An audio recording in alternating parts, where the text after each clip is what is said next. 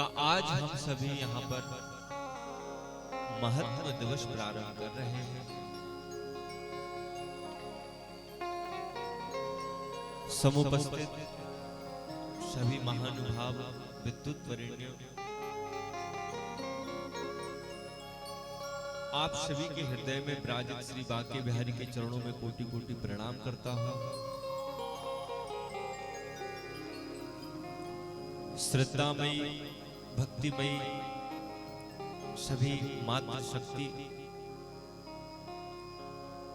आप सभी के हृदय में विराजित श्री नंद नंदलाल के चरणों में कोटि कोटि प्रणाम करता हूं।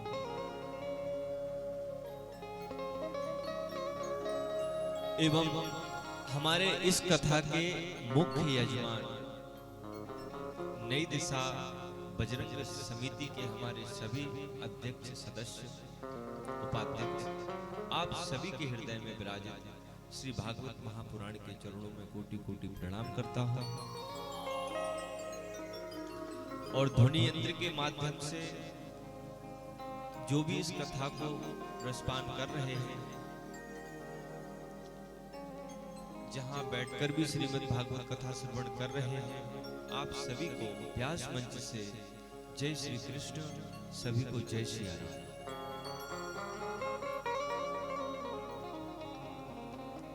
हमारे कथा के सभी आचार्य जो भागवत जी का विधान कर रहे हैं, मूल पाठ कर रहे हैं, आपको भी व्यास मंच से बहुत बहुत जय श्री कृष्ण, जय श्री राम। हमारे इस कथा के सभी संगीत आचार्यगण आप सभी को भी व्यास मंच से जय श्री कृष्ण, जय श्री राम। एवं नई दिशा चैनल के माध्यम से कथा श्रवण कर रहे सभी कृष्ण प्रेमियों को, भागवत प्रेमियों को, उनके हृदय में विराजित श्री बांके बिहारी के चरणों में कोटि कोटि प्रणाम करता हूं।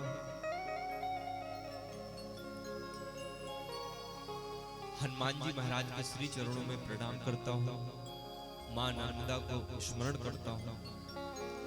सतगुरुदेव के चरणों में प्रणाम करता हूं। पूज्य माता पिता के चरणों में प्रणाम करता हूं।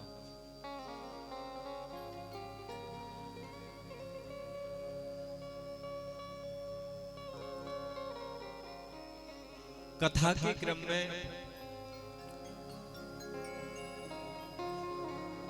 ये भागवत जी का 5वां वर्ष है। निरंतर 5 वर्षों से हम सभी मिलकर श्रीमद् भागवत कथा श्रवण कर रहे हैं, और इस वर्ष भी हम सभी ने मिलकर श्रीमद् भागवत कथा महोत्सव का ये आयोजन रखा है। आज बड़े ही धूमधाम से, बड़े ही प्रसन्नता से हम सभी ने भागवत जी की शोभा यात्रा निकाली, सारे नगर में भ्रमण किया। हमारे मानेगांव ग्राम के समस्त निवासी शोभा यात्रा में सम्मिलित रहे एवं नई दिशा बजरंग समिति के समस्त सदस्य उपस्थित रहे और बड़े ही प्रसन्नता से, आनंद से आज हमने भागवत जी की शोभा यात्रा निकाली।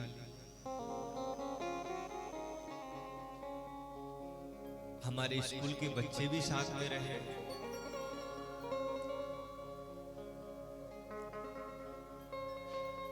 और हमारे स्कूल के सभी शिक्षक भी यहाँ पर उपस्थित हैं। आप सभी के हृदय में विराजित मां सरस्वती के चरणों में प्रणाम करता हूँ, श्री बांके बिहारी के चरणों में प्रणाम करता हूँ।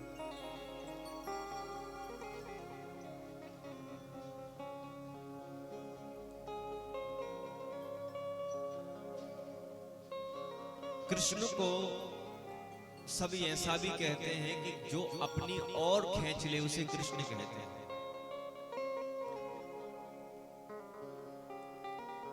ये हमारी इच्छा नहीं है कि हम श्रीमद् भागवत कथा करा रहे हैं या श्रवण कर रहे हैं। ये श्री बांके बिहारी जी की ही कृपा है, जो हमारे चित्त चेतन में बैठकर हमको प्रेरणा प्रदान कर रहे हैं कि तुम श्रीमद् भागवत कथा कराओ या तुम श्रीमद् भागवत कथा श्रवण करो। ये सब बांके बिहारी जी की ही कृपा है। बड़ी प्रसन्नता की बात है, बड़े हर्ष की बात है कि हर वर्ष ग्राम माने गांव में हम सभी श्रीमद् भागवत कथा का आयोजन रखते हैं और बड़े ही प्रसन्नता से, सुंदर भाव से हम सभी कथा श्रवण भी करते हैं, भगवान के हर उत्सव में सम्मिलित रहते हैं। तो ये परमात्मा की कृपा ही है हम पर, क्योंकि शास्त्रों में लिखा है कि एक जन्मों के नहीं करोड़ों जन्मों के जब हमारे पुण्य उदय होते हैं तब हमें श्रीमद् भागवत कथा श्रवण करने को प्राप्त होती है। तो आप सब पर तो विशेष श्री बांके बिहारी जी की अनुपम कृपा है कि आप सभी इस आयोजन को कर पा रहे हो और श्रवण कर पा रहे हो।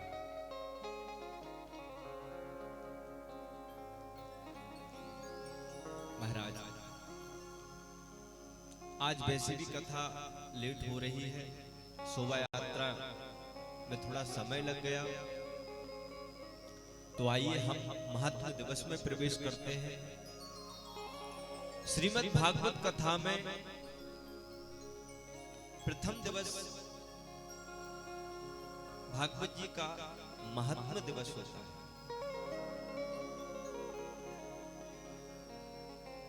भागवत जी की प्रथम दिवस की कथा महात्मा को ही हम महत्व कहते हैं। महत्व दिवस की कथा हमें बताती है कि श्रीमद् भागवत कथा की महिमा क्या है, श्रीमद् भागवत कथा का महत्व क्या है। संसार में किसी न किसी चीज का एक महत्व होता है। मेरा महत्व क्या है? मैं कथा कर रहा हूं।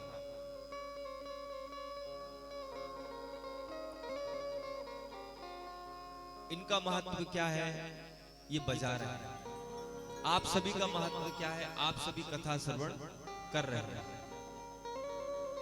सबका एक महत्व होता है।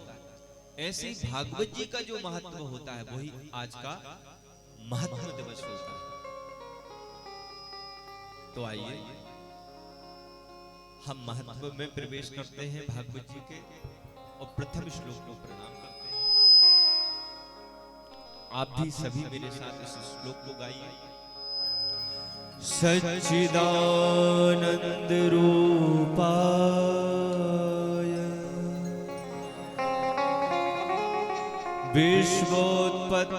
विश्वोत्पत्त्यादि हेतवे तापत्रय विनाशाय श्री कृष्णाय वयं नमः। भागवत जी के महत्व में प्रथम श्लोक आया है सच्चिदानंद रूपाय। क्या है ये सच्चिदानंद? भगवान के तीन नाम हैं, भगवान के तीन रूप हैं। ये तीन रूप कौन कौन से हैं? सत्य चित्त आनंद, सच्चिदानंद। सत्य चित्त आनंद ही भगवान का रूप है, भगवान के तीन नाम हैं। ये सत्य क्या है महाराज?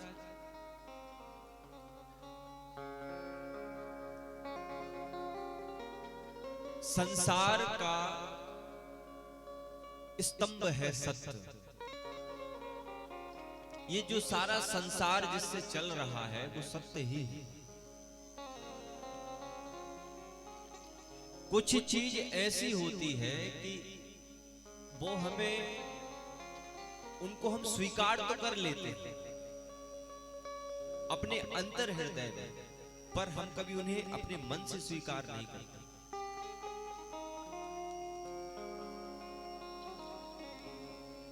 संसार में मृत्यु सत्य है, ये सबको पता है, लेकिन संसार के भ्रम में पड़कर व्यक्ति सब कुछ भूल जाता है।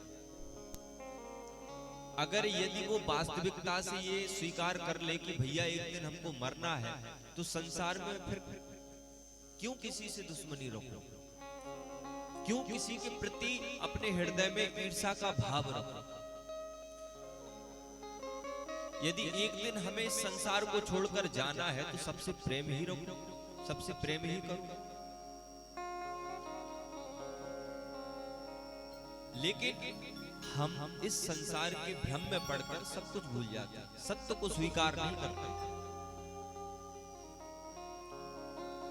जीवन में हमारे जो अवगुण हैं, हम उन अवगुणों की ओर प्रकाश नहीं डालते महाराज, लेकिन दूसरों को हम आईना दिखाने लगते हैं। दूसरों को हम आईना बताने लगते हैं कि भैया तुम्हारी ये बुरी आदत है, लेकिन कभी अपने हृदय में हम दृष्टि नहीं डालते कि हमारे अंदर कितने अवगुण हैं जिनको परिवर्तन करने की, जिनको सुधारने की हमें जरूरत है, आवश्यकता है। यही सत्य है।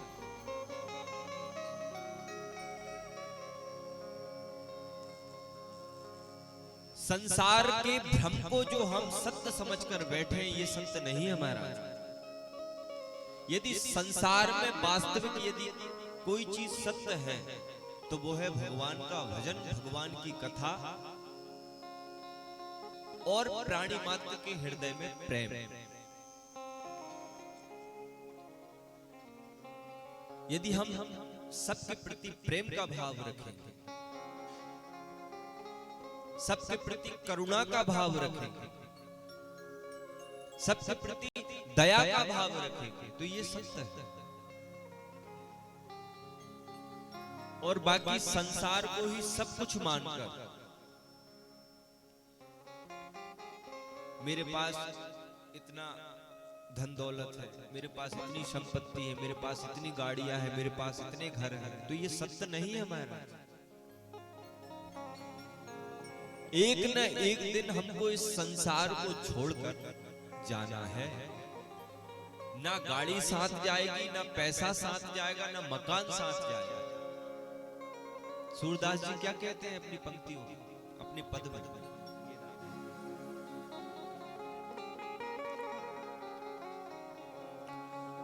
मन पंछी उड़ जाई है, जा दिन मन पंछी उड़ जाई है, मन पंछी उड़ जाई है, जा दिन मन पंछी उड़ जाई है, मन पंछी उड़ जाई है, जा दिन मन पंछी उड़ गई है,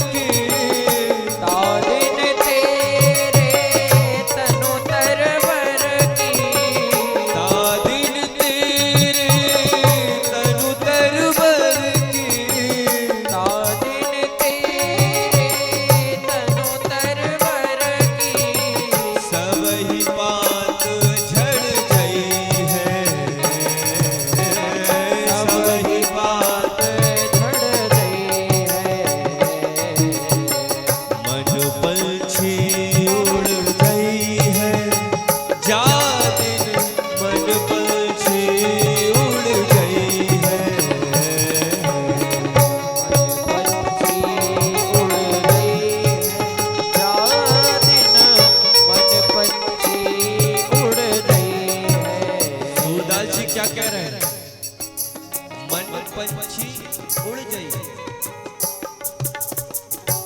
जिस दिन इस शरीर में बैठा ये जो चित्त चैतन्य है ना, ये जो मन है ना, जिस दिन उड़ जाता है ना, कुछ साथ जाता है, साथ जाता है तो क्या जाता है, हमारा धर्म हमारे साथ जाता है, भगवान की कथा हमारे साथ जाती है।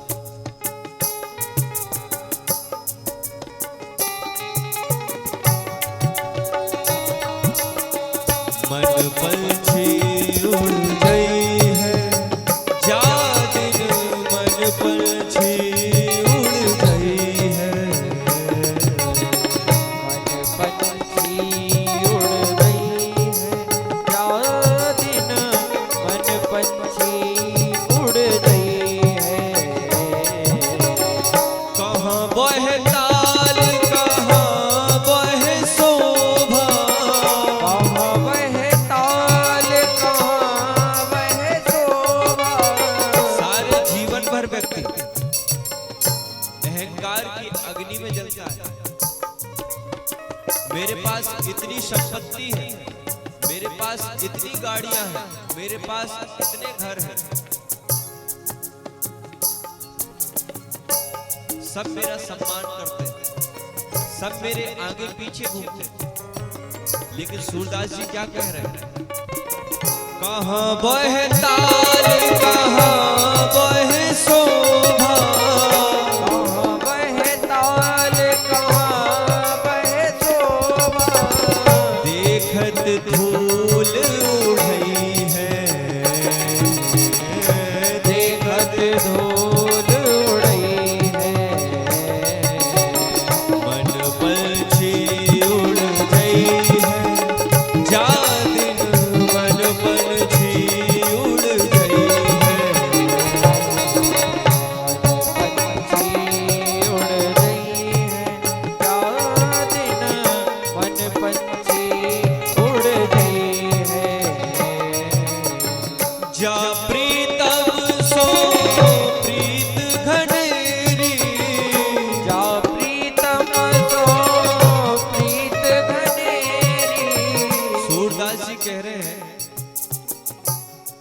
एक प्रीतम, एक पत्नी अपने पति से प्रेम करती है, सारे जीवन भर प्रेम करती रहती है, अपने पति के बिना रह नहीं सकती। लेकिन इस शरीर से जब ये मन जाता है ना, तो वही पत्नी अपने पति के उस शरीर को देखकर डर जाती है। जा प्रीतम सो प्रीत घनेरी, जा प्रीतम सो प्रीत घनेरी। सोई देख डर जई है, सोई देख डर गई है।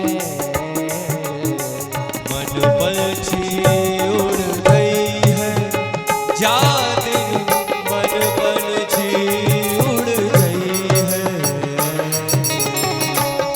पंछी उड़ गई है, जा दिन मन पंछी उड़ गई है। मन पंछी उड़ गई है, जा दिन मन पंछी उड़ गई है। पंछी उड़ गई है, जा दिन मन पंछी उड़ गई है। मन पंछी उड़ गई है, जा दिन मन पंछी उड़ गई है। पंछी उड़ गई है, जा दिन मन पंछी उड़ गई है। मन पंछी उड़ गई है, जा दिन मन पंछी उड़ गई है।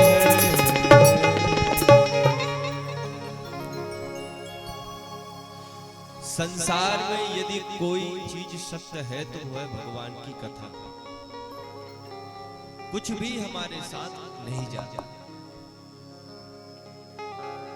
हमारी बुराइयों को स्वीकार करना ही सत्य है। किसी और की बुराइयों पर ध्यान देना और अपनी बुराइयों पर पर्दा डालना, ये सत्य नहीं है महाराज।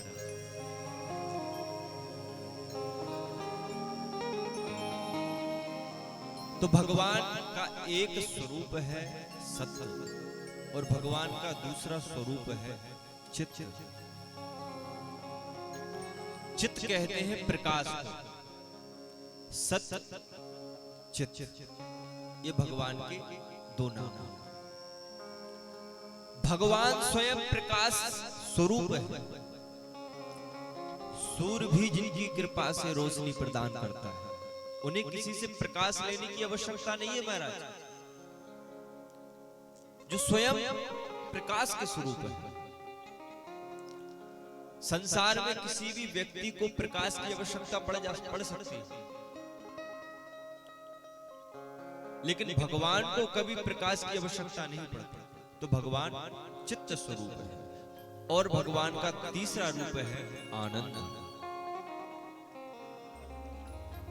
संसार में बहुत से लोग आनंद को ही सुख समझते हैं और सुख को ही आनंद समझते हैं, लेकिन सुख और आनंद में भेद है। सुख क्या है? संसार से हम जो कुछ भी प्राप्त करते हैं वो सुख है, और भगवान की कथा से, भगवान के भजन से, सत्संग से हम जो कुछ भी प्राप्त करते हैं वो आनंद है। 5 वर्ष हम सभी कथा श्रवण कर रहे हैं, 5 वर्षों से। लेकिन श्रीमद् भागवत कथा जब भी सुनो तो ऐसा लगता है कि जैसे पहली बार सुन रहे हैं।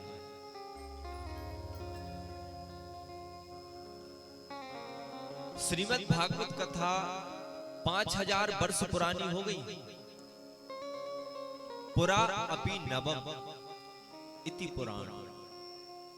जो पुराने होते हुए भी हमको नई सी प्रतीत लगती है, इन्हीं को हम भागवत कथा कहते हैं। संसार का विषय पुराना हो सकता है, संसार की पड़ी हुई कोई भी चीज विषय पुराना हो सकता है, लेकिन भागवत कथा कभी पुरानी नहीं होती। आप जीवन भर भी श्रीमद् भागवत कथा सुनेंगे पर आपको ऐसा लगेगा कि कथा तो हम पहली बार सुन रहे हैं।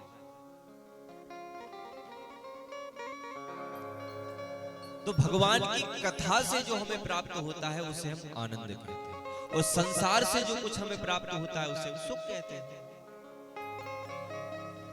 और सुख क्षणिक होता है। संसार का जितना भी सुख होता है वो क्षणिक होता है। यदि किसी को भैया हम एयर कंडीशन रूम में बैठा दें और उससे कहें भैया यहीं पर बैठे रहो, तो वो कितनी देर तक बैठा रहेगा? ज्यादा से ज्यादा 4 घंटा, ज्यादा से ज्यादा 5 घंटा या 1 दिन।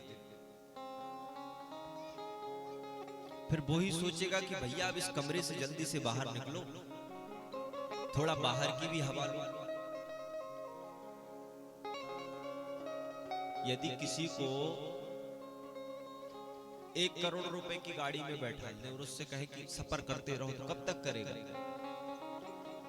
ज्यादा से ज्यादा 2 दिन, ज्यादा से ज्यादा 3 दिन। उसके बाद वही व्यक्ति कहेगा कि भैया अब तो बहुत सफर कर लिया, अब तो चलो घर। तो संसार का जो भी क्षणिक सुख होता है, यदि किसी को रसगुल्ला पसंद है,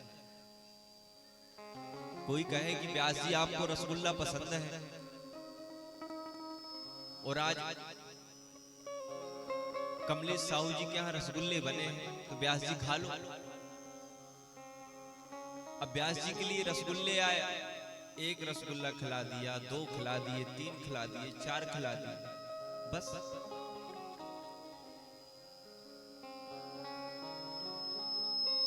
4 के बाद 5वें रसगुल्ले में पेट ही दर्द करने लगेगा महाराज।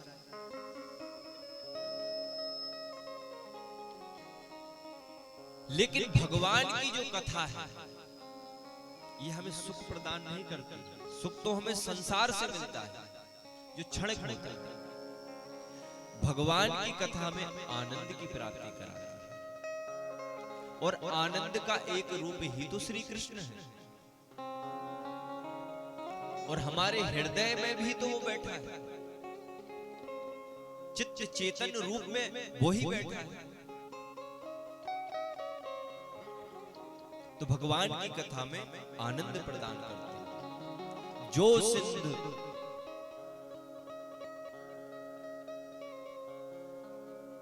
सीकरते त्रिलोक सुपास, सो सुख धाम राम अस नामा, अखिल लोक दायक विश्राम। सबको आनंद की प्राप्ति कराती है कथा।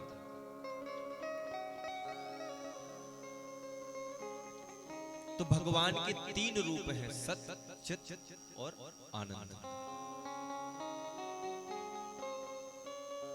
और जितने भी भगवान के हमें और रूप मिलते हैं वो रूप नहीं है, भगवान के स्वरूप है। सबका रूप अलग होता है और स्वरूप अलग होता है। अभी हम व्यास मंच पर बैठे हैं तो व्यास जी ये हमारा रूप है।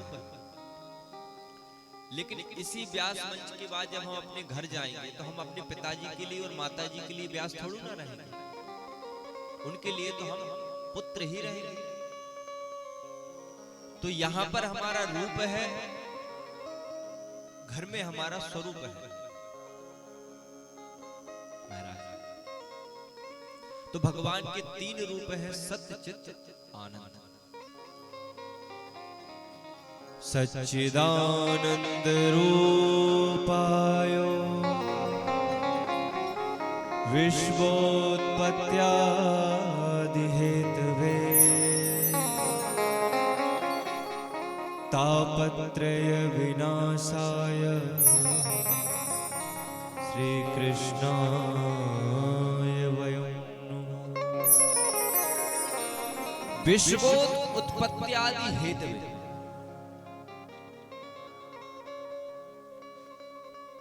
संपूर्ण विश्व की रचना, विश्व की उत्पत्ति के जो हेतु है, जो कारण है, वो स्वयं नारायण है, स्वयं कृष्ण है। विश्वोत्पत्त्यादि, आज जितने भी हम ये वृक्ष देख रहे हैं, फूलों में सुगंध देख रहे हैं, ये जो प्रकृति देख रहे हैं, ये सब भगवान की ही तो उत्पत्ति है। मनुष्य जिसके बस में चलता है उसे हम प्रकृति कहते हैं, और प्रकृति जिसके बस में चलती है उसे हम भगवान कहते हैं। तो विश्व की जितनी भी उत्पत्ति है उसके भगवान हेतु। विश्वोत्पत्त्यादि हेतु, तापत्रय विनाशाय। संसार में 3 प्रकार के ताप होते हैं। ये 3 प्रकार के ताप कौन से होते हैं? कि कोई तन दुखी, कोई मन दुखी, कोई धन बिन रहे उदास, थोड़े थोड़े सब दुखी, सुखी राम के दास। संसार में ये 3 प्रकार के ताप होते हैं। कोई तन दुखी, कोई मन दुखी, कोई धन बिन रहे उदास। ये संसार की वास्तविकता है कि जिसके पास सब कुछ है, धन दौलत सब कुछ है, पर उसके जीवन में शारीरिक कष्ट है। अरबों खरबों की संपत्ति है, लेकिन डॉक्टर ने बताया है कि दाल के पानी के साथ सिर्फ बिना घी लगी रोटी ही खाना।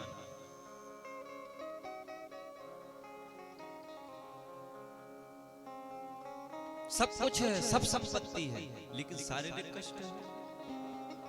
कोई तन दुखी, कोई मन दुखी। जीवन में कोई भी प्रकार का कष्ट नहीं है। तन भी ठीक है, धन भी ठीक है, पर मन ठीक नहीं है। जीवन की प्रवृत्ति ही हमने ऐसी बना ली है कि सब कुछ है, भगवान की कृपा भी बहुत है, पर मन से दुखी है। और उनसे पूछा जाए भैया कि जब भगवान की तुम पर इतनी बड़ी कृपा है, तुम्हारे पास संपत्ति भी है और तुम्हें कोई शारीरिक कष्ट भी नहीं है, तो फिर क्यों इतने उदास रहते हो? अरे भैया क्या बताएं, एक बच्चा है, उसकी शादी करनी, उम्र उसकी हो गई है, कोई लड़की मिल ही नहीं रही। बस यही विचार करता रहता हूं कि कहां शादी करूंगा, और मैं तो ये चाहता हूं कि मेरी मृत्यु के पहले मैं अपने बच्चे की शादी कर दूं।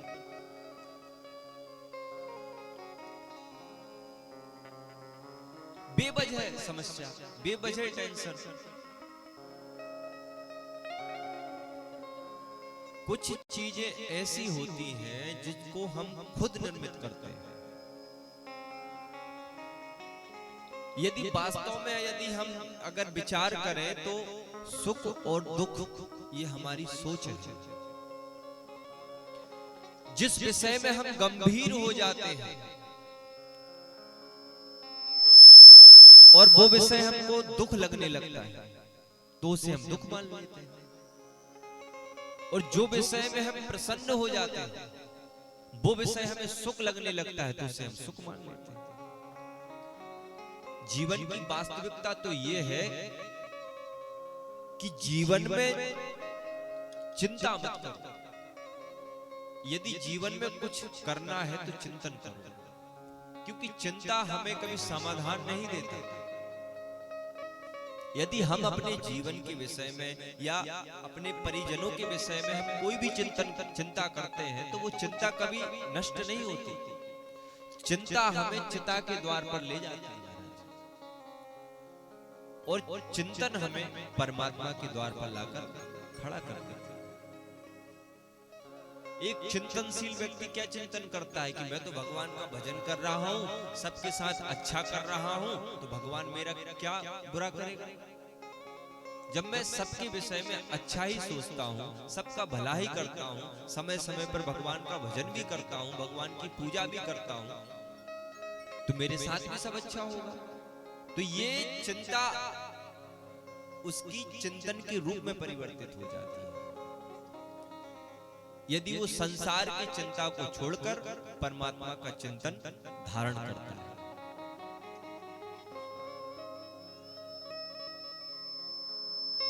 तो ये तीन प्रकार के जो ताप होते हैं,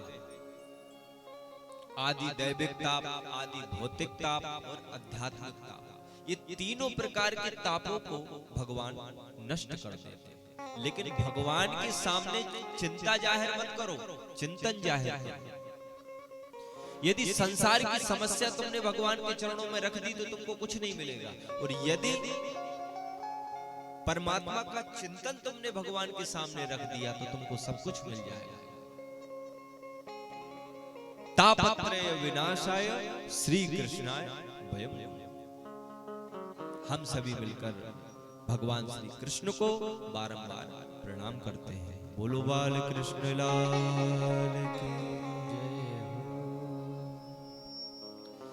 जैसे आज हम सभी यहाँ पर श्रीमद् भागवत कथा श्रवण कर रहे हैं, ऐसे ही संतों की एक मंडली लगती है।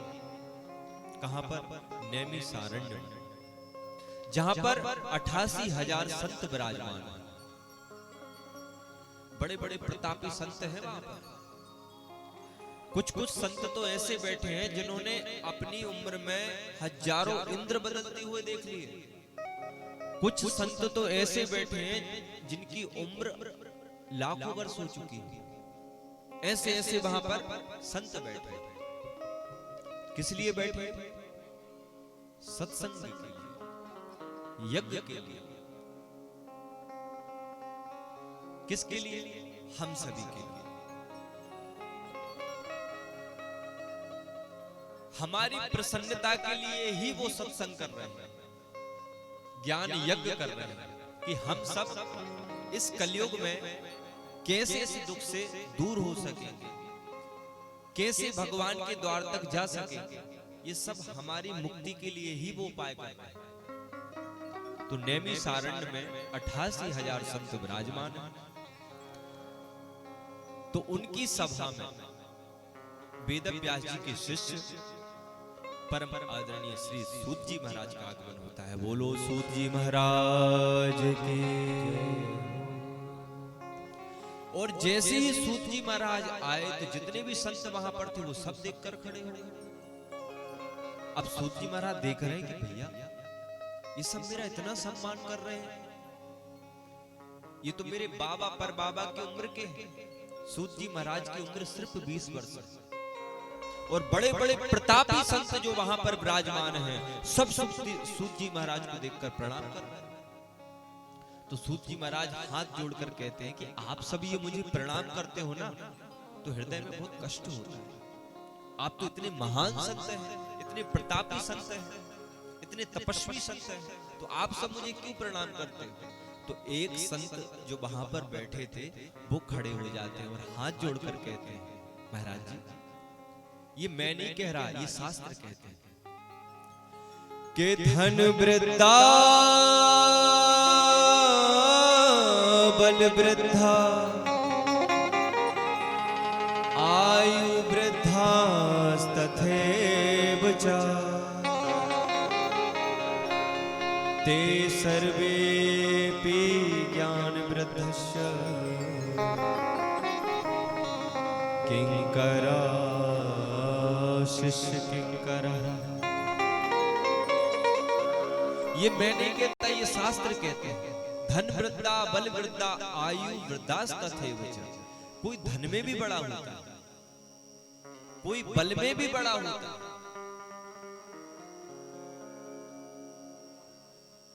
धन वृद्धा बल वृद्धा आयु वृद्धास्तथैव च। कोई आयु में भी बड़ा होता है, लेकिन जो ज्ञान में बड़ा होता है वो सबके लिए पूजनीय और सबके लिए आदरणीय होता है। इसलिए आप हम सबसे ज्ञान में बड़े। सूत जी महाराज बैठ जाते हैं और 88,000 संत बैठे हैं। अब सब तो प्रश्न कर नहीं सकते, इसलिए एक संत आकर आगे बैठे हैं और सभी संतों का जो प्रश्न है वो उनसे सुनकर और वो संत सूत जी महाराज से प्रश्न कर रहे हैं।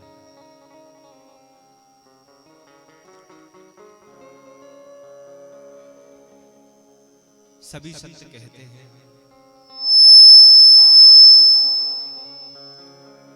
भक्ति ज्ञान विरागाप्तो विवेको वर्धते महान् माया मोहि निरासस्ते विष्णवे क्रियते कथा।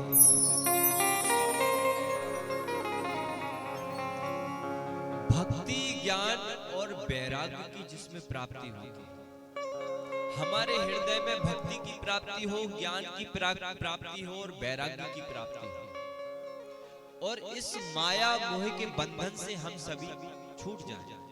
माया मोह निरासस्त्र। हम सभी वैष्णव के लिए ऐसा कौन सा उपाय है, ऐसी कौन सी क्रिया है, आप कृपा कर हमें बताइए। तो सूत जी महाराज उन सब के प्रश्नों को सुनकर, उनके हृदय में जागृत भावों को सुनकर प्रसन्न हो जाते हैं। क्योंकि यदि प्रश्न करने वाले की रुचि होती है ना, तो उत्तर देने वाले का मनोबल बढ़ जाता है, हृदय गर्वित हो जाता है, हृदय उत्साह में आ जाता है और प्रसन्नता से वो हर प्रश्न का उत्तर देता है।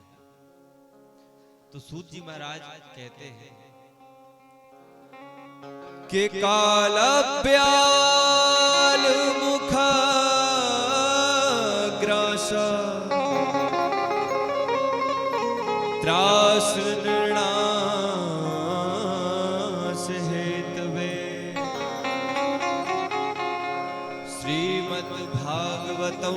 शास्त्रं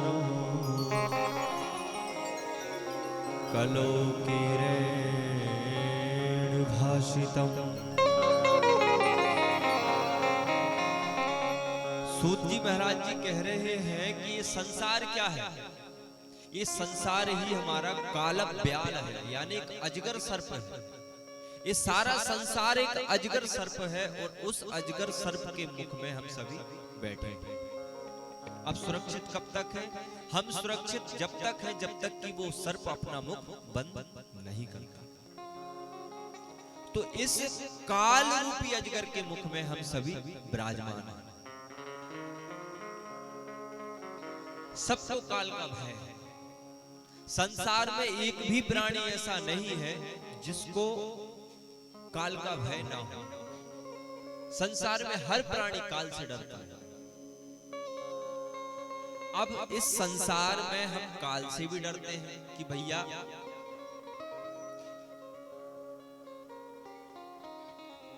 इस संसार में एक न एक दिन सबको छोड़कर जाना है। जिनसे हम अति स्नेह रखते हैं वो भी हमको छोड़कर चले जाएंगे, या कोई हमसे अति स्नेह रखता है तो हम भी छोड़कर चले जाएंगे। तो ये काल रूपी अजगर सर्प के मुख में हम सभी विराजमान हैं। भरोसा किसी का नहीं। तो जो मृत्यु का जो भय है ना, इस काल रूपी अजगर का जो भय है ना, उस भय को हमारे हृदय से भागवत जी नष्ट कर देते हैं। काल के भय को नष्ट कर देते हैं। श्रीमद् भागवतम शास्त्रम कलौ कीरेण भासितम्।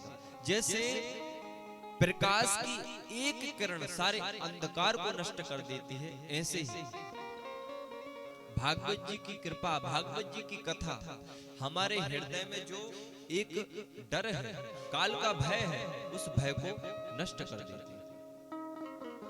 श्रीमद् भागवतम शास्त्रम कलौ कीरेण भासितम्। इस कलयुग में सूर्य के समान, प्रकाश के समान है श्रीमद् भागवत कथा। और भागवत कथा कोई साधारण शास्त्र नहीं है। श्रीमद् भागवत प्रत्यक्षः कृष्ण एव। भागवत कथा स्वयं कृष्ण है। महाराज ये कथा तो स्वयं नारद जी ने बैठकर भी 7 दिन श्रवण की। बोले नारद जी ने श्रवण की है? नारद जी तो कभी एक जगह बैठते नहीं, वो तो विचरण ही करते रहते हैं, भगवान का कीर्तन ही करते रहते हैं, तो वो एक जगह बैठकर कैसे कथा सुनेंगे? बोले श्रीमद् भागवत कथा तो ब्रह्मा जी ने नारद जी को प्रदान की थी, लेकिन इसकी जो साप्ताहिक विधि है ना, वो सनक सनंदन सनातन सनत कुमार ने ही नारद जी को बताई थी। बोले कैसे? बोले महाराज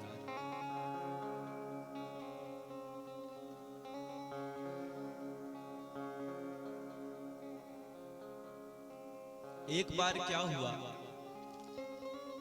देवर्षि नारद अनेक लोगों में भ्रमण करते हुए हरि क्षेत्र, कुरुक्षेत्र, सभी तीर्थ स्थानों में भ्रमण करते हुए घूम रहे थे। तो एक बार क्या हुआ, बद्री विशाला क्षेत्र में नारद जी से सनक सनंदन सनातन सनत कुमार ये चारों भाई मिले। और जैसे ही सनकादिक ऋषियों ने नारद जी को देखा, उनके मुखारविंद को देखा, तो सनकादिक ऋषि चिंतन में पड़ गए कि बोले आपका मुखारविंद तो इतना प्रसन्न रहता है और आज आप इतने उदास क्यों हैं? तो नारद जी ने सारा वृत्तांत बताया। अहम तो पृथ्वीं यातो ज्ञात्वा सर्वमामिति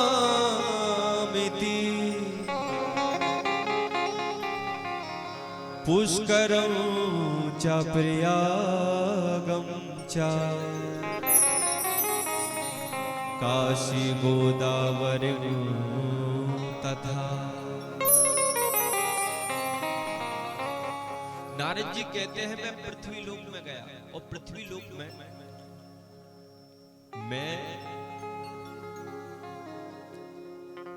पुष्कर गया, प्रयाग गया, गोदावरी गया, लेकिन मैंने वहां पर देखा कि पृथ्वी लोक में तो सब कुछ बदल गया। जो भूमि संतों की हुआ करती थी, जो भूमि सनातन धर्म की हुआ करती थी, आज सभी लोग उन्हीं संतों का अपमान कर रहे हैं। साधु संत का कोई सम्मान नहीं करता, उनसे कोई उपदेश लेना ही नहीं चाहता। महाराज, जो पृथ्वी देवताओं को भी दुर्लभ है, और आज मनुष्य जन्म पाकर भी लोग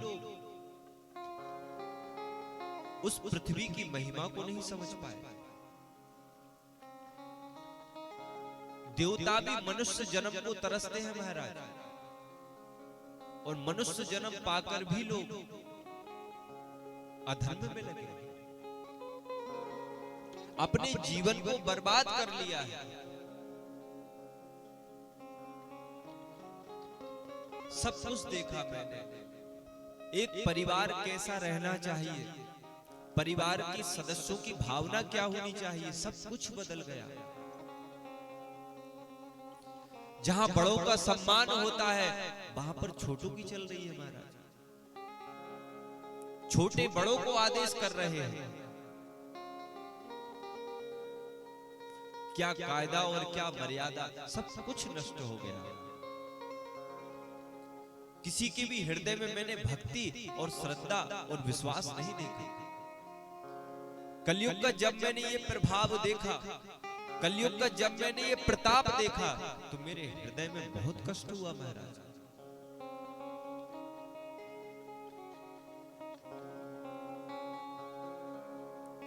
और वास्तव में देखा जाए तो आज हमारे इस भारतवर्ष की यही तो स्थिति है। हमारे सनातन धर्म को सब भूल चुके हैं, हमारी सनातन परंपरा को सब भूल चुके हैं। लेकिन अब समय है सनातन धर्म को साथ लेकर चलने का, क्योंकि धर्म स्वयं राम है, धर्म स्वयं कृष्ण है। धर्मो रक्षति रक्षिता। यदि हम धर्म की रक्षा करेंगे तो धर्म हमारी रक्षा करेगा महाराज। आज समय है हम अपने बच्चों को धर्म से जोड़ें, क्योंकि आज जो धर्म पर चल रहा है, सनातन संस्कृति पर चल रहा है, वही आज सुरक्षित है महाराज। और जो अपने धर्म को भूलकर अधर्म के मार्ग पर चल रहे हैं, विचलित मार्ग पर चल रहे हैं, उनका जीवन सफल नहीं है महाराज। क्योंकि जो धर्म की रक्षा करेगा तो धर्म उसकी रक्षा करेगा। लेकिन आज हम अपने बच्चों को उपदेश नहीं देते, हम अपने बच्चों को नहीं बताते कि कथा सुनो, हम अपने बच्चों को नहीं बताते कि कृष्ण कौन थे, राम कौन थे, क्या इनका जीवन चरित्र है, हम कुछ भी नहीं बताते। हमारी जो मर्यादा है सनातन धर्म की, जो परंपराएं हैं, आज हम उनको भूल चुके हैं।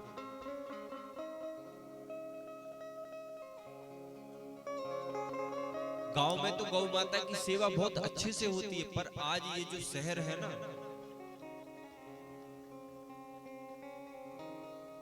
ये सब भूल चुके हैं कि गौ माता की सेवा होती क्या है।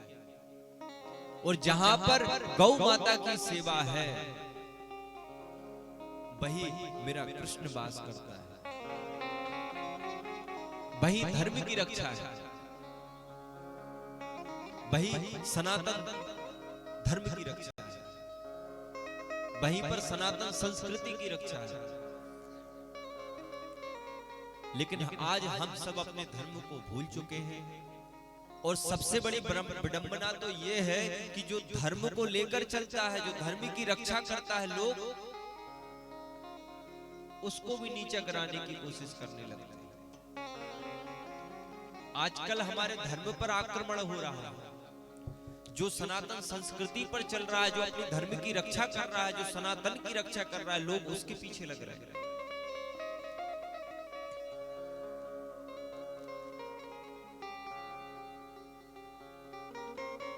महाराज, हमारे यहाँ के एक मध्य प्रदेश के प्रसिद्ध संत हैं, जिनका नाम है बागेश्वर धाम सरकार।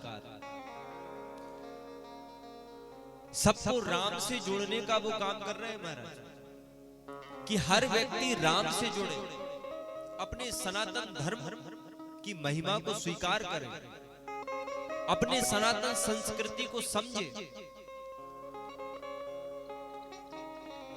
सनातन धर्म में कितनी ताकत है हर व्यक्ति ये जाने।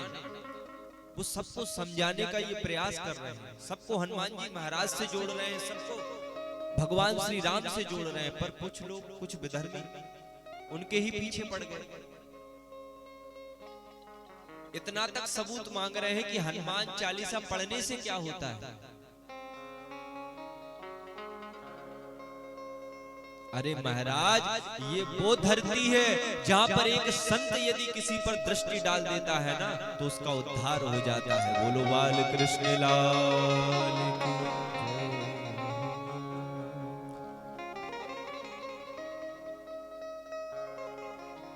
हमारे यहाँ ऐसे ऐसे ऋषि हुए हैं और हैं, यदि वो अपनी दिव्य दृष्टि किसी की ओर डाल देना तो उसका उद्धार ही हो जाता है महाराज। उसे भगवान की कृपा प्राप्त हो जाती है। क्यों? प्रहलाद जी तो बोलकर भी नहीं जानते थे, सिर्फ नारद जी ने उनको दर्शन दिए और ज्ञान उपदेश दिया। तो देखो महाराज, एक संत ने उन पर ऐसी कृपा की कि उन्होंने नारायण के दर्शन कर लिए। भगवान ये कहते हैं भागवत जी में कि मैं प्रहलाद के दर्शन करने के लिए नहीं, बल्कि मैं खुद दर्शन करने के लिए जा रहा हूं कि ऐसा कौन सा भक्त, ऐसा कौन सा भक्त ये हुआ है जिसने मुझे आज प्रसन्न कर लिया। मैं इस भक्त को दर्शन देने के लिए नहीं, इसके तो मैं दर्शन करने के लिए जा रहा हूं। यह है हमारी सनातन संस्कृति, यह है धर्म। महाराज, नारद जी कहते हैं, जब मैं वृंदावन की ओर गया तो मैंने वृंदावन में देखा कि एक युवती, एक स्त्री यमुना नदी के किनारे बैठी हुई थी। उसके अगल बगल दो वृद्ध पुरुष भी बैठे हुए थे। और जैसे ही मैं उस स्त्री के सामने से निकला तो वो स्त्री जोर जोर से चिल्लाकर मुझे पुकारती है, भो भो साधु क्षणो तिष्ठा मन चिंता मपिनाशयः दर्शनम तव लोकस्य सर्वथा भरम परम।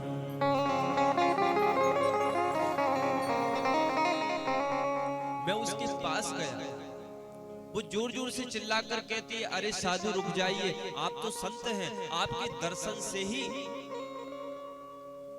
जो कष्ट है वो कष्ट संताप दूर हो जाता है। ऐसे ही हमारे हृदय में जो कष्ट आया है इसको भी आप दूर कर दीजिए ना। तो मैं उसके पास गया और मैंने देखा कि वो स्वयं और कोई नहीं, भक्ति माता थी। और उनके अगल बगल जो वृद्ध पुरुष बैठे थे वो और कोई नहीं, ज्ञान और वैराग्य थे। भक्ति माता ने सब कुछ बताया। मैं द्रविड़ देश में उत्पन्न हुई और कर्नाटक में मैं पली बड़ी। क्वचित क्वचित महाराष्ट्र जीर्णताम गतः उत्पन्नम द्रविड़ेशाहम वृद्धिम कर्नाटके गतः। क्वचित क्वचित महाराष्ट्रे गुर्जरे जीर्णताम गतः। मैं द्रविड़ देश में मेरा जन्म हुआ और कर्नाटक में मैं पली बड़ी और महाराष्ट्र में मैं सम्मानित हुई, लेकिन जब मैं गुजरात में आई तो मुझे बुढ़ापे ने घेर लिया। लेकिन जब मैं वृंदावन आई तो मैं तो जवान हो गई। लेकिन ये दो मेरे जो पुत्र हैं ना, ज्ञान और वैराग्य, ये दोनों वृद्ध अवस्था को प्राप्त हो गए।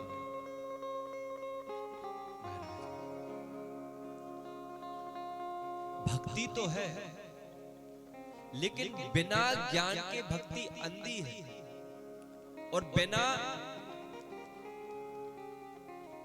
वैराग्य के ज्ञान लंगड़ा है। हम जीवन में भगवान का भजन तो करते हैं, विधि विधान से पूजा पाठ तो करते हैं, पर उसके साथ ज्ञान का होना आवश्यक है। यदि हमारी भक्ति में ज्ञान नहीं है तो वो भक्ति अंधी है।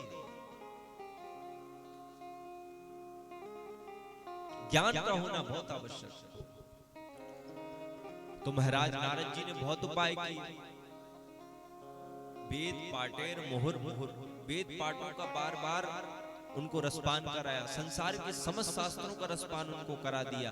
जब तक नारद जी सुनाते तब तक तो वे जवान हो जाते, और जैसे ही नारद जी सुनाना बंद करते वो फिर से वृद्ध हो जाते।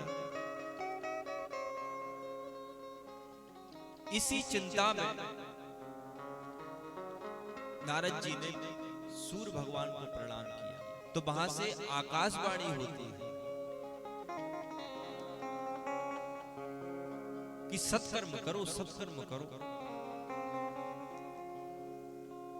सत्कर्म सोचको नूनम ज्ञान यज्ञ स्मृतो बुद्धि। नारद जी, यदि भक्ति, ज्ञान और वैराग्य की कष्ट की निवृत्ति चाहते हो तो सत्कर्म करो। तो नारद जी आज उसी समस्या में बद्री विशाला में फिर रहे हैं, घूम रहे हैं कि वो सत्कर्म है क्या। तब सनक सनंदन सनातन सनत कुमार, ये ब्रह्मा जी के ही पुत्र हैं, ये कहते हैं कि ये सत्कर्म और कोई नहीं है, ये सत्कर्म ही भागवत कथा है।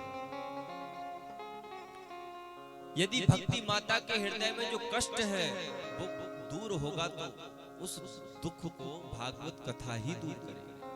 ज्ञान वैराग्य की कष्ट की निवृत्ति भागवत कथा ही करेगी। वेदों उपनिषद जितने भी हैं उन सबका जो सार है वही तो है भागवत कथा।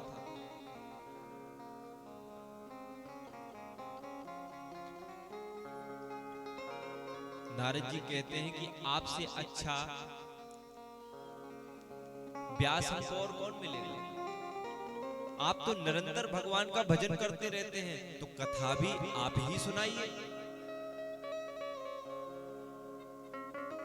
भक्ति ज्ञान वैराग्य की कष्ट की निवृत्ति के लिए यजमान बनकर मैं कथा श्रवण कर लेता हूं।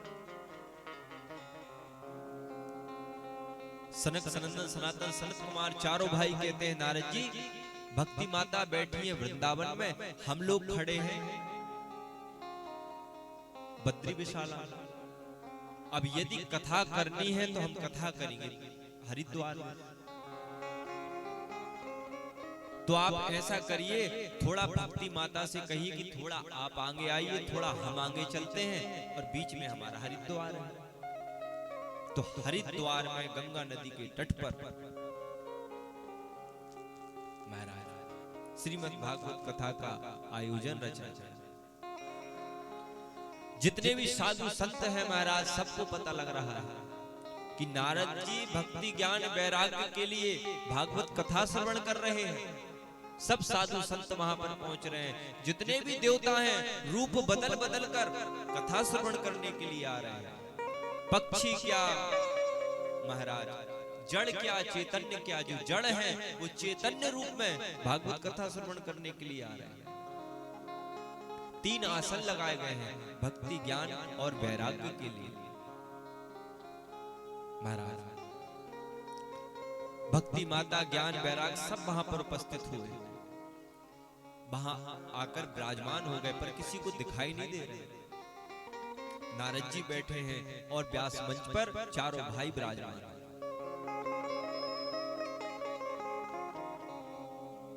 सनकादिक ऋषि नारद जी को कथा सुना रहे हैं।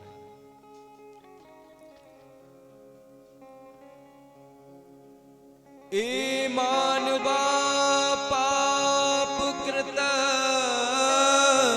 सर्वदा सदा दुराचार रता विमर्गगा क्रोधाग्नि दग्धा कुटिलाश कामिना सप्तायज्ञेन कलो पुरन्ति ते। नारद जी कहते हैं कि ए मानवाः पाप कृतस्तु सर्वदा, जिसकी प्रवृत्ति पापमय रही हो, सदा दुराचार, जो दुराचार का मार्ग जीवन भर करता हो, जो दुराचार के मार्ग पर जीवन भर चलता रहा हो, क्रोधाग्नि दग्धा, जो क्रोध रूपी अग्नि में जलता रहा हो, जो कुटिल हो, कामी हो, यदि उसकी मृत्यु के उपरांत यदि उसके नाम से श्रीमद् भागवत कथा भी श्रवण की जाए ना, तो उसको मुक्ति प्राप्त हो जाती है। नारद जी कहते हैं कि यदि जो व्यक्ति पापी हो, पाप कर्म करता हो, और यदि वो स्वयं भागवत कथा सुने और उसको मोक्ष प्राप्त हो जाए तो एक बात ठीक है, लेकिन जो पाप करता रहा हो और उसकी मृत्यु हो गई हो और उसके नाम पर कोई कथा सुने तो उसको कैसे मुक्ति मिल सकती है? तो यहां पर आता है महाराज आत्मदेव जी का प्रसंग। तुंगभद्रा नदी के तट पर, तुंगभद्रा नदी के तट पर एक आत्मदेव जी नाम के ब्राह्मण रहा करते थे। आप सब कथा समझते हैं, सबको कथा विदित है। उन्हें कोई संतान नहीं थी। उनकी पत्नी का नाम था धुंधली। तो ये धुंधकारी कौन है? ये धुंधकारी ही हमारा मन है। आप सब कथा जानते हैं। संत ने फल दिया, जो फल दिया था वो गौ को खिला दिया, और गौ से एक पुत्र उत्पन्न होता है जिसका नाम गौकर्ण है। जो धुंधली ने अपनी बहन से पुत्र मंगाया था उसका नाम धुंधकारी है। तो कहने का तात्पर्य क्या है?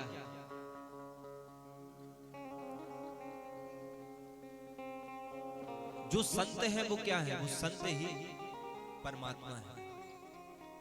और आत्मदेव जी कौन है? आत्मदेव जी ही आत्मा है। धुंधली कौन है? धुंधली ही बुद्धि है। गौकर्ण कौन है? गौकर्ण ही ज्ञान है। और धुंधकारी क्या है? धुंधकारी ही मन है।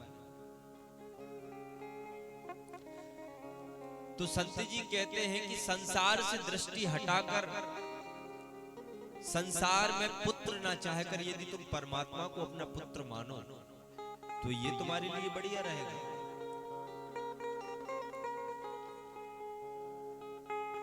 लेकिन जो बुद्धि होती है ना हमारे अंदर, वो हमें भ्रमित करती है। कभी कभी बुद्धि हमें फंसा देती है, लेकिन जो विवेक होता है ना वो कभी हमें नहीं फंसाता। महाराज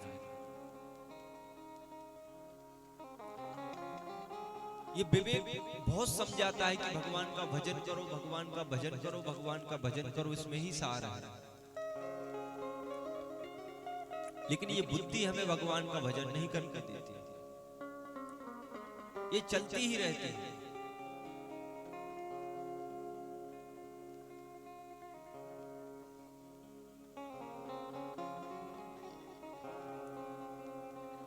और महाराज जो विवेक पर चलता है,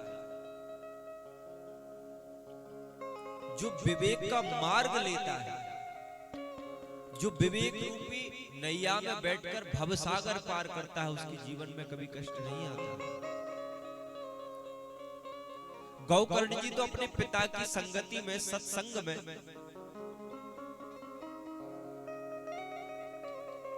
बहुत बड़े विद्वान बन गए।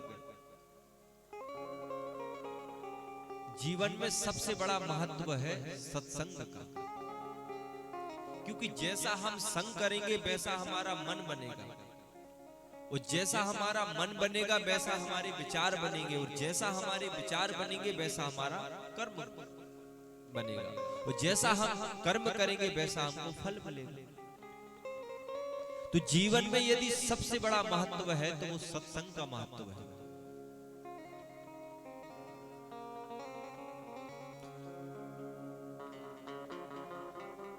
हम मेले में जाते हैं सर्कस देखने के लिए, पैसा खर्च करते हैं, 100-100 रुपए टिकट लेकर सर्कस देखने जाते हैं। आप सभी ने वहां पर देखा है,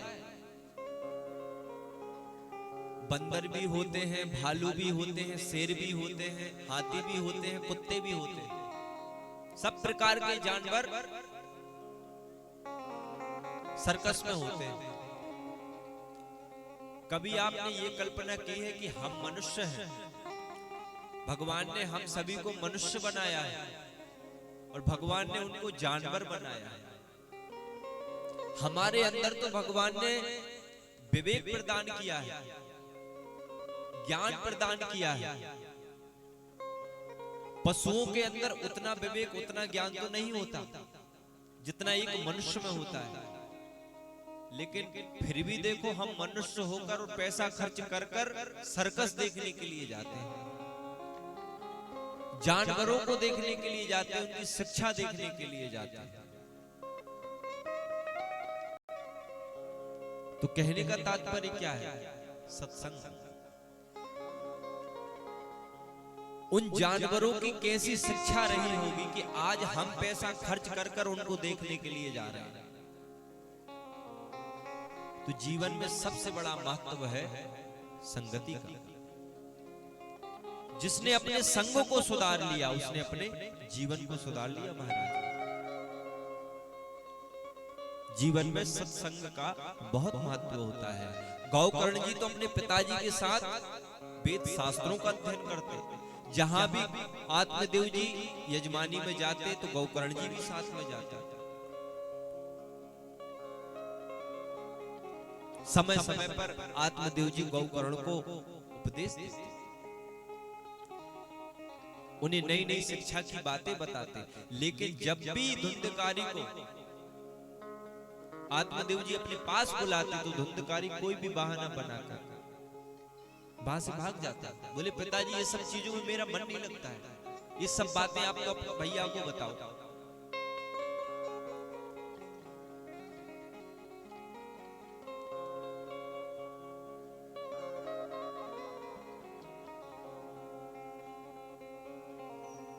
यदि अपने परिवार में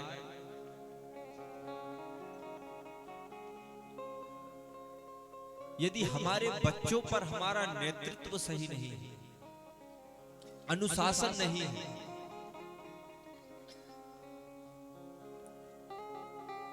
तो उस बच्चे को बिगड़ने के 101% चांस है महाराज।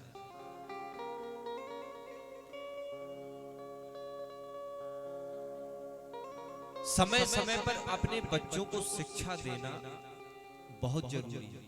समय समय पर अपने बच्चों को कथा से जोड़ना बहुत जरूरी है। हमारा बच्चा क्या कर रहा है, हमारा बच्चा क्या नहीं कर रहा है, इस चीज की जानकारी होना बहुत जरूरी है। लेकिन हम क्या करते हैं, हम बस अपने में ही लगे रहते हैं। बच्चा क्या कर रहा है, क्या नहीं कर रहा है, उसकी किसी को फिक्र नहीं रहती। एक घर में अनुशासन का होना बहुत जरूरी है, और जिस घर में अनुशासन होता है उस घर की मर्यादाएं, उस घर के संस्कार कभी नष्ट नहीं होते। धुंधकारी जो भी कुछ करता, धुंधली उस बात को छुपा लेती। कहीं से लड़कर आता, झगड़ कर आता, कहीं से चोरी कर कर आता, धुंधली उस बात को छुपा लेती। आत्मदेव जी को कुछ पता ही नहीं लगता कि हमारा पुत्र धुंधकारी करता क्या है।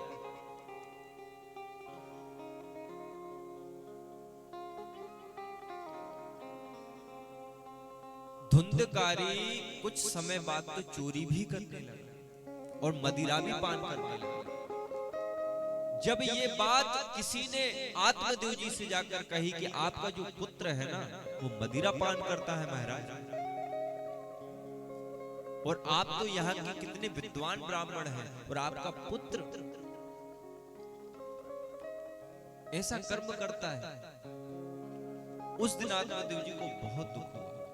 आत्मदेव जी ने अपने पुत्र को बुलाया और पुत्र को बुलाकर कहा, बेटा तुम जिस मार्ग पर चल रहे हो ये मार्ग तुम्हारे लिए ठीक नहीं है। तुम्हारे भाई को देखो, लोग कितना उसको सम्मान करते हैं, वो कितना ज्ञानी है, कितना विद्वान है, और तू चोरी करने लगा है। तो आत्मदेव जी धुंधकारी को बहुत समझाता। एक दिन धुंधकारी को आत्मदेव जी समझा ही रहे थे कि धुंधकारी को गुस्सा आ गई, और गुस्सा के आवेश में आकर धुंधकारी कहता है, पिताजी अब आपकी बुद्धि सटिया गई है। मैं जो कुछ भी करता हूं मैं सही करता हूं और मुझे करने दो। आप अपना काम करिए, मुझे अपना काम करने दीजिए। और आत्मदेव जी को धक्का दे देता है। और जैसे ही आत्मदेव जी के साथ ये व्यवहार धुंधकारी ने किया तो आत्मदेव जी के हृदय में बहुत कष्ट होता है। धुंधली को बुलाकर कहते हैं कि इसको जो आज जिस स्थान पर तुमने लाकर खड़ा कर दिया है इसमें तुम्हारा ही सहयोग है। यदि इसकी गलती तुम समय समय पर मुझे बताती रहती तो आज ये बिगड़ नहीं पाता। लेकिन धुंधली तुमने ही अपने बच्चे का जीवन बर्बाद किया है। महाराज आत्मदेव जी अपने घर को त्यागने की बात करते हैं कि मैं अब इस घर में नहीं रहूंगा, मैं वन की ओर चला जाऊंगा। तो गौकर्ण जी बहुत सुंदर उपदेश उनको प्रदान करते हैं।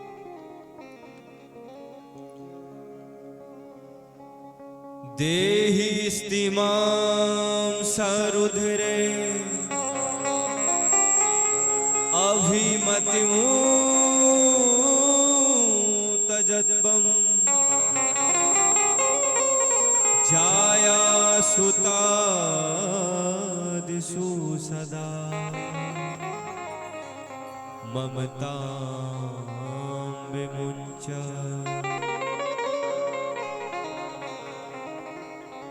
पश्यानिशं जगदिदं क्षणभङ्गुनिष्ठं वैरागरागरसिको भवभक्तिनिष्ठः। गौकर्ण जी आत्मदेव जी के हृदय में जो ममत्व का भाव है परिवार के प्रति, इस शरीर के प्रति, उस भाव को नष्ट कर रहे हैं। और गौकर्ण जी अपने पिताजी से कह रहे हैं, पिताजी देहि स्तिमां सरुधिरे अभिमतिं तजद्बं। ये देह मांस मज्जा और हड्डी से बना हुआ है। इस शरीर की पिताजी सिर्फ 3 ही गति होती है। इसको यदि फेंक दोगे तो इसको गीदड़ खा जाएगा, इसको यदि गाड़ दोगे तो इसमें कीड़े पड़ जाएंगे, और इसको यदि जला दोगे तो ये राख बन जाएगा। ये शरीर की गति है पिताजी, लेकिन आप शरीर नहीं है, आप तो शुद्ध शाश्वत आत्मा हो।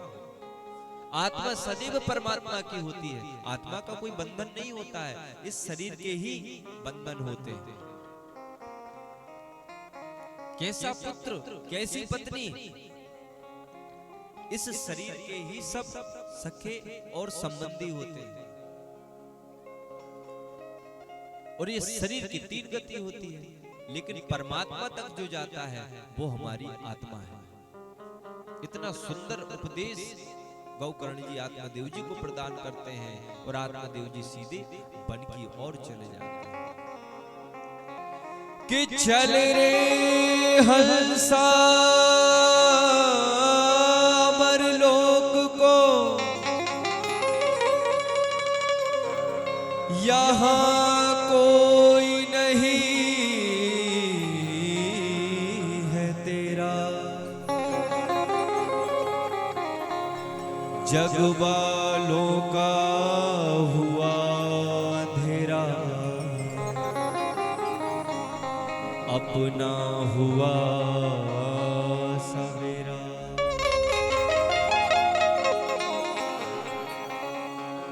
और महाराज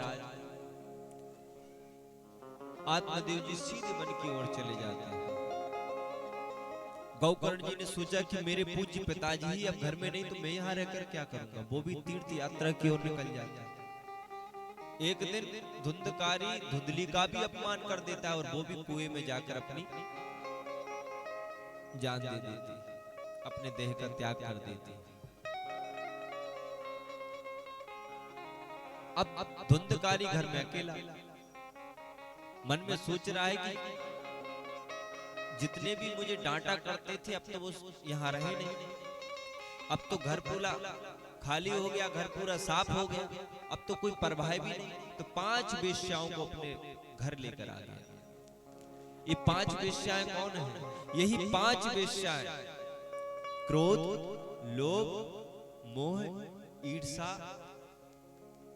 और कपट, ये 5 वेश्या हैं। जब व्यक्ति का मन परमात्मा से हटकर संसार में लगता है, संसार की आसक्तियों में लगता है, तो ये 5 विषय हमें अपनी ओर आकर्षित कर लेते हैं। तो इन 5 वेश्याओं को धुंधकारी अपने घर ले आया। वो जैसा कहती धुंधकारी भी वैसा करता। वो कहती जाओ चोरी कर लाओ, तो धुंधकारी चोरी कर ले आता। वो कहती इस राजा के यहाँ जाकर इसके महल में डाका डाल कर लाओ, तो रातों रात जाता और चोरी कर लाता। अब वेश्याओं ने सोचा कि यदि किसी दिन धुंधकारी पकड़ा गया तो इसके चक्कर में हम सबको मरना पड़ेगा, क्यों ना इसको ही रास्ते से हटा दें। तो रात्रि में धुंधकारी सो रहा था, उसके मुख में जलते हुए अंगारे उन वेश्याओं ने डाल दिया।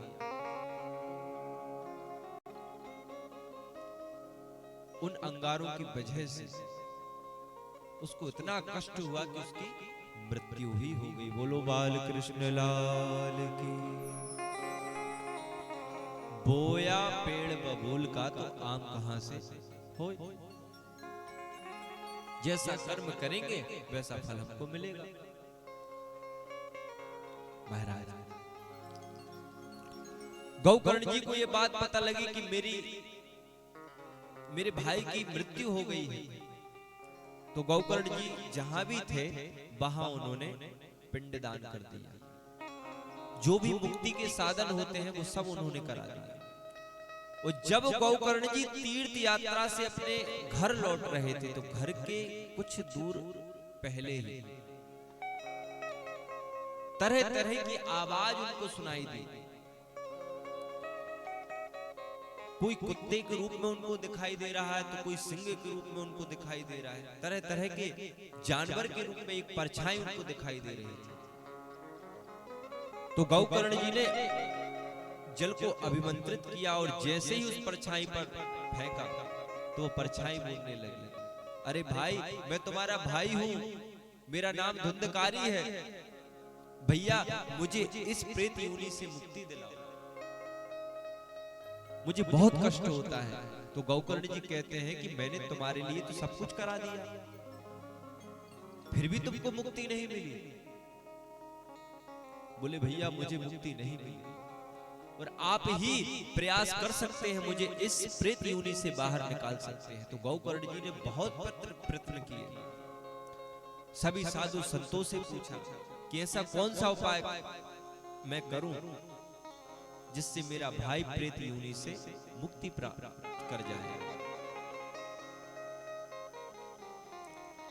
गौकर्ण जी को कुछ भी समझ नहीं आया, तो गौकर्ण जी ने सूर्य भगवान को प्रणाम किया।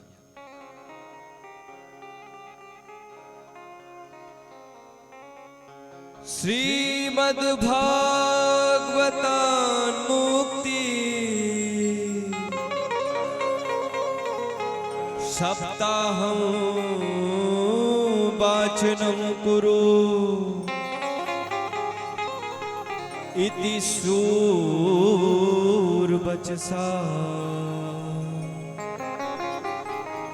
सवै धर्मोपम तु विश्रुतः।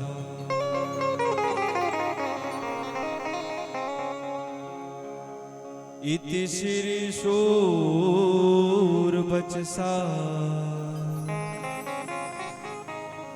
सवै रूपं तु विश्रुतम्। तो शूर भगवान ने कहा, श्रीमद् भागवतान मुक्ति, श्रीमद् भागवत कथा ही इसकी मुक्ति का उपाय है।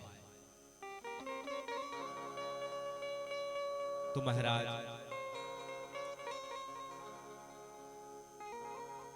धुंधकारी की कष्ट की निवृत्ति के लिए, धुंधकारी की प्रेत की निवृत्ति के लिए, प्रेत योनि नष्ट हो और उसे मुक्ति प्राप्त हो, इसके लिए गौकर्ण जी ने श्रीमद् भागवत कथा का आयोजन रखा। बड़े बड़े अम्ल आत्मा, बड़े बड़े महान ऋषि, देवता, गंधर्व, किन्नर सभी वहां पर कथा श्रवण करने के लिए पहुंच रहे हैं। बहुत से श्रोता वहां पर कथा श्रवण करने के लिए पहुंच रहे हैं। महाराज धुंधकारी श्रीमद् भागवत कथा श्रवण करने के लिए बैठा है, और जैसे ही गौकर्ण जी कथा सुनाते तो एक हवा का झोंका आता और गौकर्ण जी को साथ में ले जाता, क्योंकि धुंधकारी प्रेत योनि में एक हवा ही तो प्रेत है। जब हवा आती तो हवा को उड़ा कर ले जाती। तो गौकर्ण जी ने मन में सोचा कि यदि ऐसा ही होता रहेगा तो ये कथा कैसे सुनेगा। तो उन्होंने एक सप्त ग्रंथि का बांस बुलाया, जिसमें 7 गांठें होती हैं, और उसी सप्त ग्रंथि के बांस में बैठकर धुंधकारी ने 7 दिन की कथा श्रवण की। और जब 7वां दिवस पूरा हुआ तो 7 ग्रंथियां खुल गईं और धुंधकारी के लिए एक विमान आया। और विमान से जैसे ही विमान को चलाने वाले जितने भी वहां पर भगवान के पार्षद बैठे थे, तो गौकर्ण जी ने उनको बुलाया, बोले इधर आओ। बोले विमान सिर्फ धुंधकारी के लिए क्यों आया? बोले इतने लोगों ने यहाँ पर कथा सुनी है, उनके लिए क्यों नहीं आया? कथा तो सबने सुनी है। तो भगवान के विमान के जो पार्षद थे, जो विमान को चलाने वाले ड्राइवर थे, उन्होंने कहा कि श्रवण के भेद के कारण फल में भेद हो गया। बोले क्यों? बोले धुंधकारी ने तो सिर्फ एक लक्ष्य बनाकर कथा सुनी है कि मुझे श्रीमद् भागवत कथा श्रवण करनी है बस, लेकिन और जो श्रोता बैठे हैं इनका लक्ष्य भागवत कथा नहीं था, इनके लक्ष्य तो अनेक थे। कोई महाराज पंडाल को ही देखता रहा 7 दिन तक,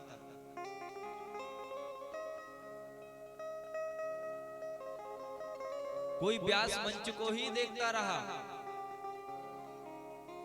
और महाराज किसी किसी की तो नींद ही लग गई, 7 दिन तक सोते ही रहे। तो श्रवण के भेद के कारण फल में भेद हो गया।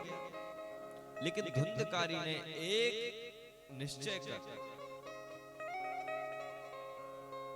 भक्ति भाव से सिर्फ भगवान की कथा सुनिए।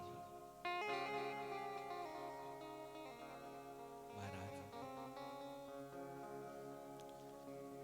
जीवन में सबसे महत्वपूर्ण एक विषय है कि हम कथा सुन तो रहे हैं, पर हमारा लक्ष्य क्या है? तो जीवन में ये भी बहुत महत्वपूर्ण है कि कथा सिर्फ हमें खाली नहीं सुननी है, कथा सुनने का एक लक्ष्य हमारे जीवन में होना चाहिए। बिना लक्ष्य के हमें फल की प्राप्ति नहीं हो सकती। सबसे पहले हर श्रोता कल से, क्योंकि आज तो महात्मा दिवस की कथा है, कथा तो कल से प्रारंभ होगी, तो कल से हर श्रोता एक लक्ष्य बनाकर आएगा कि हम इस कारण से कथा सुन रहे हैं, तब आपको फल की प्राप्ति होगी। क्योंकि जब भगवान की कृपा यदि आपके पास आएगी और वो देखेगी कि भैया तुम बैठे किस लक्ष्य से हो, जैसे हमारी नई दिशा बजरंग समिति का एक लक्ष्य है कि सबके कानों तक भगवान की कथा पहुंचे, कैसे भी सभी लोग भगवान की कथा से जुड़े, ये हमारी समिति का लक्ष्य है।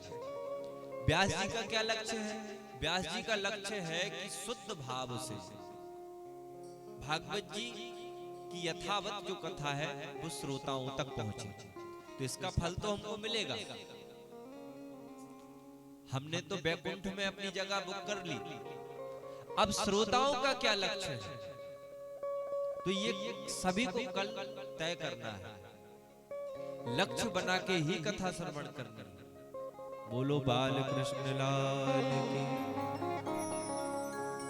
कथा की विधि आती है, श्रोताओं को कैसा रहना चाहिए, कैसे बैठना चाहिए, कैसी कथा सुननी चाहिए, इस साप्ताहिक विधि है। क्योंकि श्रीमद् भागवत कथा ज्ञान यज्ञ, श्रीमद् भागवत कथा ज्ञान का यज्ञ है। यज्ञ का कैसा विधान रहना चाहिए, ये सब विधि भागवत कथा की। सप्त दिवस बाद जब 7 दिन कथा हो जाए, 7 दिन सप्त दिवस विराम की ओर जब कथा पहुंचे, तो उसके बाद पूजन विधान होना चाहिए। जो कथा के यजमान हैं वो सब यज्ञ कुंड के पास जाकर यज्ञ का पूजन करें, फिर यज्ञ करें, फिर बाद में भंडारा हो, ये सब विधान है।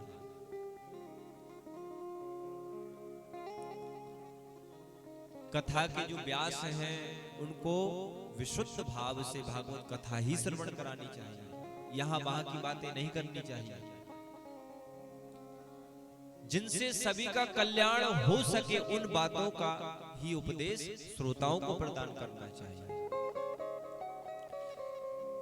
जैसे ही साप्ताहिक विधि सनकादिक ऋषि बता ही रहे थे कि भक्ति, ज्ञान और वैराग्य तीनों ही प्रकट हो जाते हैं और ज्ञान और वैराग्य का बढ़ापा दूर हो जाता है। बोलो बाल कृष्ण लाल की। कि प्रहलाद स्थाल धारी तरल गततया उद्धवा कांसधारी वीणाधारी स्वर ऋषि स्वर कुशल दया राग करता अर्जुनो बभू केंद्रो वादि मृदंग जय जय शुक्र कार्तने ते कुमारा।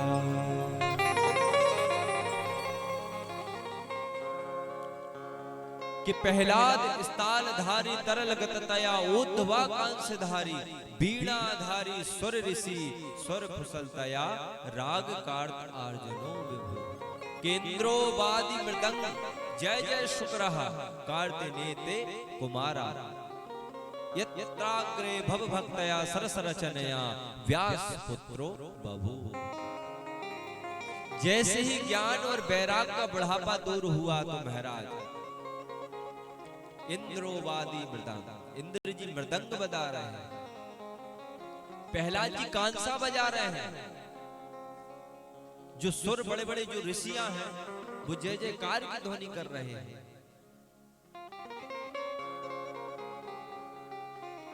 स्वयं सुखदेव जी महाराज की जय जयकार कर रहे हैं। व्यास पुत्रो बभू, और सुखदेव जी महाराज भी भगवान का कीर्तन गा रहे हैं। तो आइए हम सभी मिलकर भगवान का ये कीर्तन गाएं, ये भजन गाएं। जीवन है तेरे हवाले, जीवन है तेरे हवाले मुरलिया वाले, जीवन है तेरे हवाले मुरलिया वाले, जीवन है तेरे हवाले मुरलिया वाले, जीवन है तेरे हवाले मुरलिया वाले, हारे मुरलिया वाले, हारे मुरलिया वाले, हारे मुरलिया वाले, हारे मुरलिया वाले, हारे मुरलिया वाले, हारे मुरलिया वाले, हारे वाले, हारे मुरलिया ओ वाले। जीवन है, जीवन है, जीवन है तेरे हवाले मुरलिया वाले,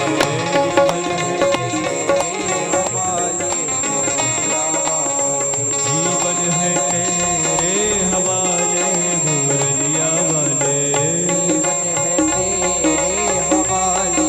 बोलो श्री भाग्य बिहारी लाल की।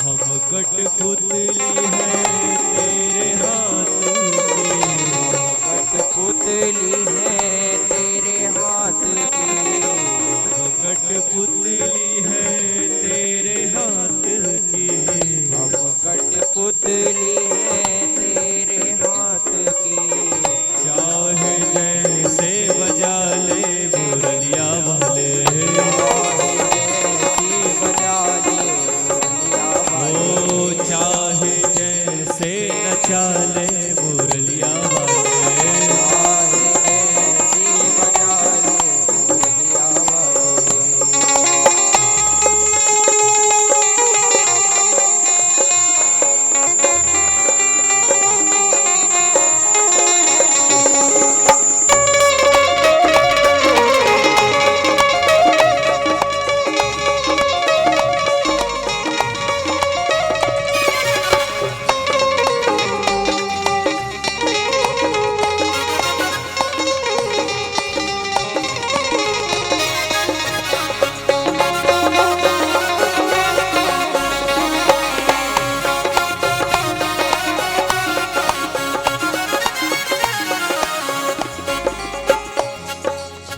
हम तो है मुरली तेरे अधर की, हम तो है मुरली तेरे अधर की, हम तो है मुरली तेरे अधर की, तो है मुरली तेरे अधर की।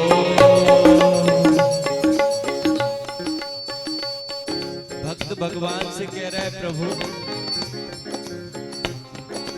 आपकी जो मुरली है ना ये मैं हूं। अब तो है मुरली तेरे अधर की, हम तो है मुरली तेरे अधर की, हम तो है मुरली तेरे अधर की, हम तो है मुरली तेरे अधर की।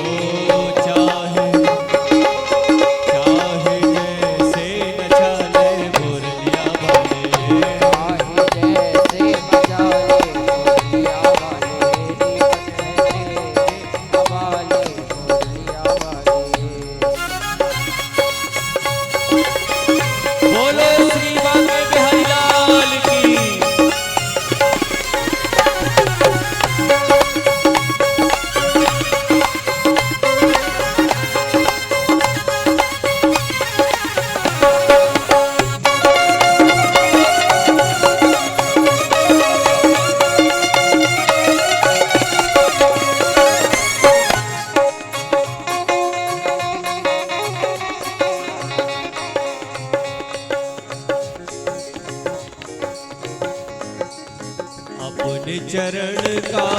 दास बना लो, अपने चरण का दास बना ले, अपने चरण का दास बना लो,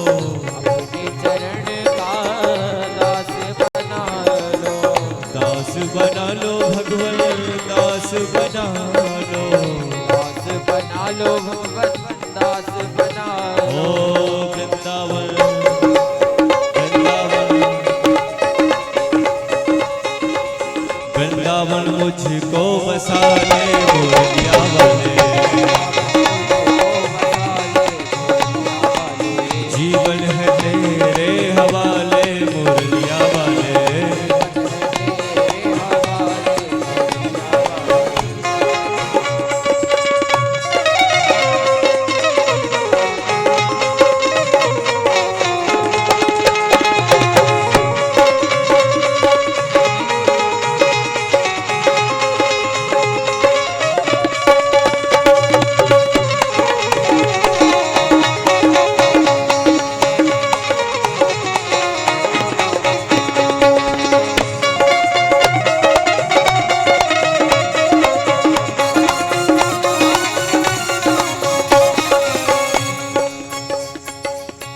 जीवन है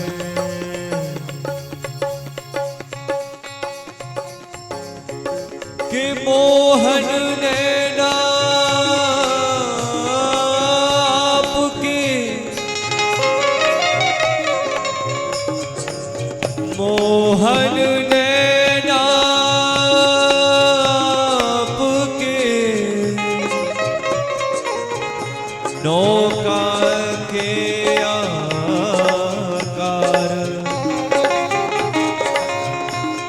जो जन इनमें बस गए तो हो गए भव से पार। जीवन है तेरे हवाले मुरलिया वाले, जीवन है तेरे हवाले मुरलिया वाले, जय राधे राधे राधे राधे राधे राधे राधे राधे राधे राधे राधे राधे राधे, जय राधे राधे राधे राधे राधे राधे राधे राधे राधे राधे राधे, बोलो बाके बिहारी लाल की, भागवत महापुराण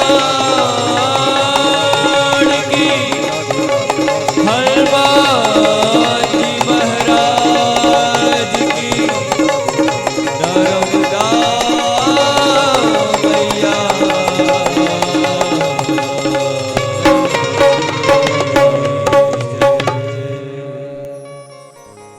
जीवन है तेरे हवाले मुरलिया वाले,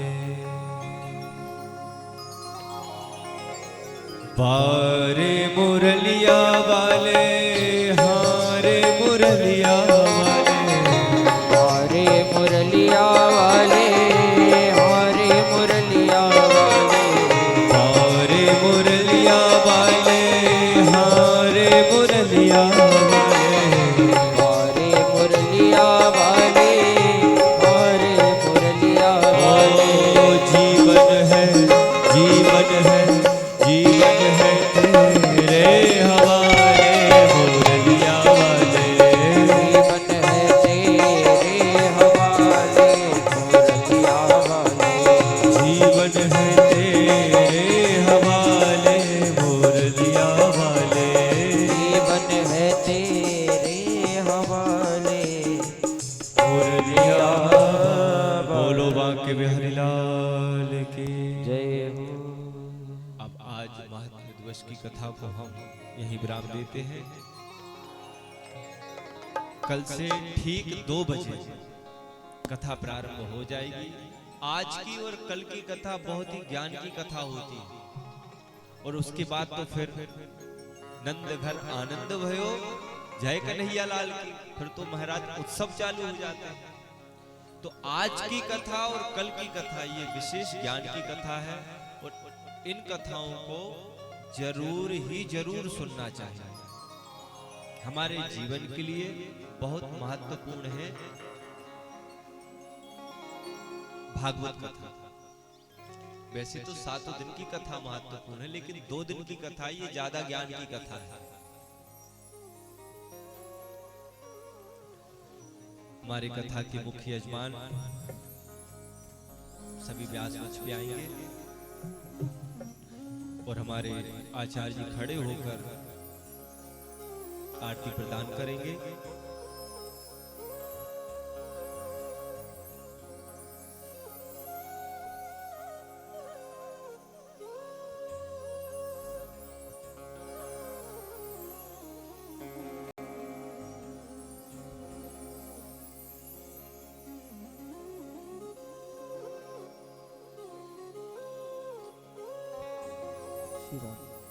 सभी श्रोतागण आरती के लिए यथा स्थान पर खड़े हो जाएं।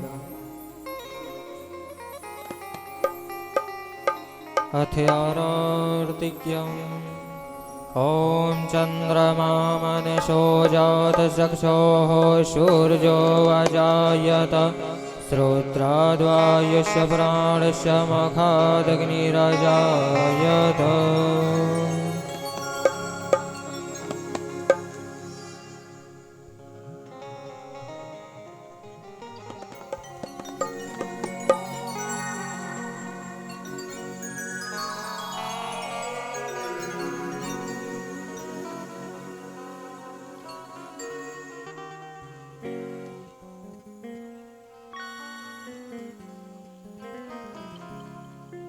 श्री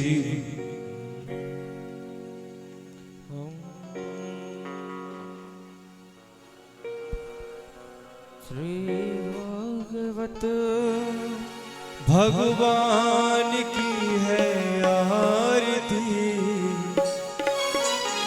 पापियों को पाप से है तारती।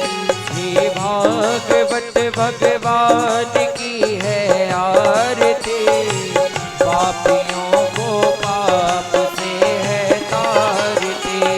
भागवत भगवान की है आरती, पापियों को पाप से